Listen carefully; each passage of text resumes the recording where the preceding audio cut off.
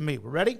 Yes. Darren Heitner from Heitner Law Firm joins us on 365 Sports. He was at the NIL Summit over the weekend. He joins us with Paul Catalina, Craig, and David Smoke. Darren, thanks for your time. We will get to that event tonight, by the way, Game 7 that you're on your way to, because that's a bunch of fun. We discussed the historical perspective of that. But the NIL Summit, I noticed there's so many different people with different backgrounds that can help the athletes and also discuss their future with all that's available. In the end, what did you kind of feel coming out of what you saw, and also yourself that was a part of the speaking engagement? That no one knows what the hell's going to happen in this space. I mean, it's like even Charlie Baker, president of the NCAA, comes in via Zoom and says, we don't have a settlement. We have a gentleman's agreement. We're still a long ways away from settling these massive antitrust cases in House, Carter, and Hubbard, which is supposed to bring forth revenue sharing and a whole host of other deliverables. And there's no long-form agreement. There's no indication that the judge is going to approve it. If it does get approved, there's no knowledge as to how it's going to comply with Title IX. In fact, Charlie Baker mentioned, we need to get some guidance from the federal government. When's the last time the federal government provided any guidance on Title IX? So I don't know. It just feels like no one really has an appreciation for what's to come. Compliance directors and officers across the country are begging for help, and they keep getting the same answer, which is we don't know. And, you've got a lot of really interesting and unscrupulous sometimes people hanging around the athletes, and you'll continue to have a lot of transfers in the meantime and a lot of money being thrown at these players under the guise of it being NIL, when in reality, a vacuum's being filled based on the fact that they're not receiving salaries. So overall, as I said in the beginning, I think more than anything, it proved to me no one knows what's going on. Well, I know that a lot of administrators thought that House was going to eliminate NIL collectives, and it seems to have made them even more valuable in the fact that now there's a cap that they're going to put on the money that they're going to share. So if they want to remain competitive, they need NIL collectives to help them. So there's one answer they don't have. Right. Why would they be so resistant to collective bargaining and just making contracts and then having that NIL that could be what they initially planned it to do, which would be market-based and based on the fact that, companies want to endorse somebody or somebody wants to, throw in money for this particular person? Well, collective bargaining is not simple either. I mean, it requires now classifying all these athletes as employees, which the NCAA and schools and conferences are reluctant to do. And then what's the bargaining unit? Is it all athletes, all 400,000 plus athletes? Gosh, it's hard for the NFLPA, the MLBPA, the NBPA to just manage the varying interests among its very limited number of members that are all playing the same sport. How do you manage this? Are there multiple bargaining units, all different types of collective bargaining agreements? I mean, there's so many unknowns, and this is going to take years to flesh out. But I agree with you with respect to the cap. Well, number one, if there is a cap, it's just going to lead to more litigation. So you're not solving anything if you're the NCAA. But besides that, I look at it as now the cost of doing business. That's the floor. And you're still going to have collectives that are coming in to try to have this competitive advantage, one school to the other. So in my mind, it's not going to in any way eradicate collectives. I don't even think it limits their power. I think at the big schools, it's going to make them perhaps even more important, because that's going to be a big difference from one school to the other.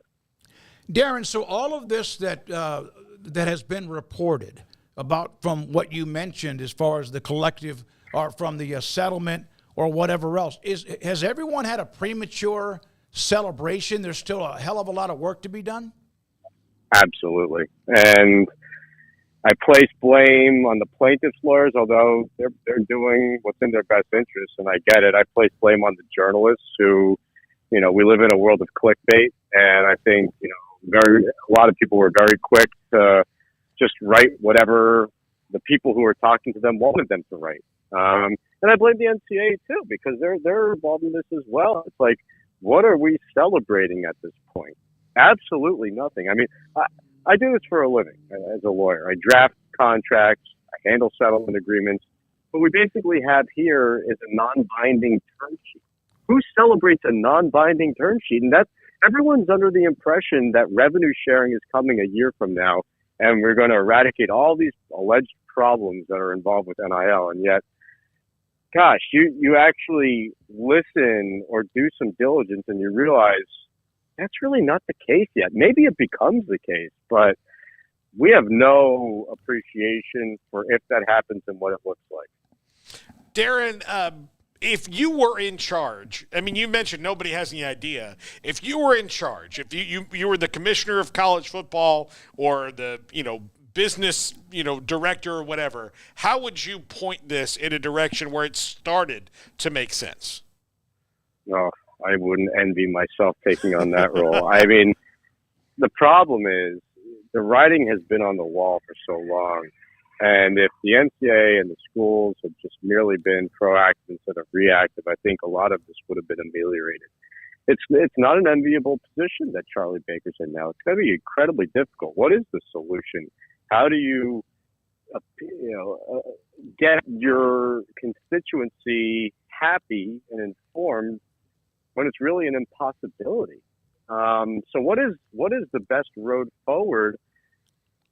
To me, I think it's, again, reading the writing on the wall, which the NCAA has been really bad at doing. And I do think that courts of law are going to deem athletes as employees. So at least football players and men's basketball players. So get ahead of it and recognize them now as that. And then you can actually sign employment agreements with them, restricting their movement to some extent. Whereas now with the transfer portal and a lack of that, it's wild. I mean, it's great for athletes, but I couldn't imagine working within an athletic program and having to deal with it.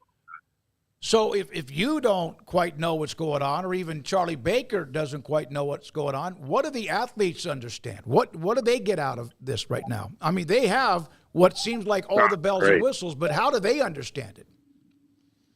Well, they don't really have to understand much. I mean, at least with respect to what's going on that we're talking about with all this contemplated settlements.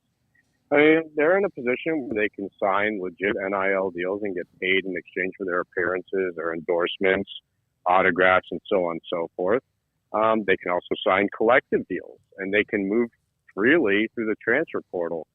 So, gosh, it's the golden age for college athletes. So, yeah, pro athletes would envy their position because, whereas pro athletes are restricted through the draft, and then let's say Major League Baseball players, you've got 6 years before you're even a free agent.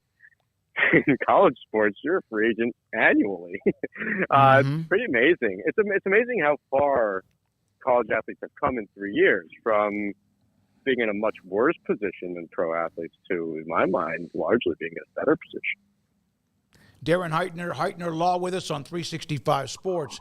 I saw the tweet you put out about Steve Burman, the co-lead counsel for the plaintiffs, and how he's changed his tone over from May 23rd to June 20th on exactly what was going on. I never understood the fact that anyone thought, and I have no legal mind, that anything would be signed or agreed upon where there couldn't be lawsuits. Was that always just something they threw up in the air and just like a spaghetti noodle against the side of a refrigerator?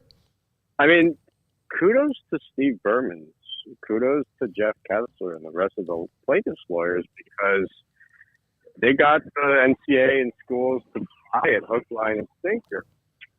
And you can hope that something's going to happen, but who agrees, even, again, not binding yet, but who agrees to paying $2.8 billion with the hope that you're going to get some resolution that you don't have to deal with litigation in the future?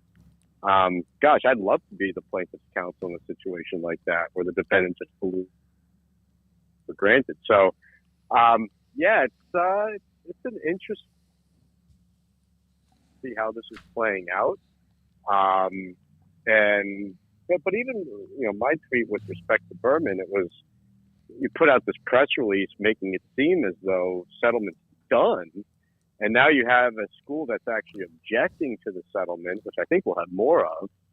And he's saying, well, it's not done. And that's going to be their defense to it, which is true. It's not done. But why were you celebrating? Well, we know why he was, but it just feels inauthentic. That's all. Darren, I know that you are totally swamped today, and we appreciate your time. And I'm sure Smokey might have another question for you, but I wanted to ask you about the Stanley Cup. You're going tonight to Game 7. Is there a pit in the stomach of Panthers fans right now, given that this was in hand? I've lived my life. Everyone who's been a Panthers fan has lived their life hoping for this day where we get a chance to win it. We're up 3-0. Everyone, I feel like there was this overwhelming confidence that it would get done. I had a buddy actually fly out to Edmonton and watch us lose Game 4 in person. That was an expensive flight. This is, one way or the other, we're making history tonight, and I just don't want my team to be a statistic. I don't want us to. I think we would be the second team only to go up 3-0 in the Stanley Cup and then lose. So I'll say this, and I do got to run after this so I can get out. But I found a penny heads up today on my walk to drop my kid off at school, so I'm feeling very confident in the Panthers. Darren, thank you very much for your time again on NIL, the summit in Atlanta, and also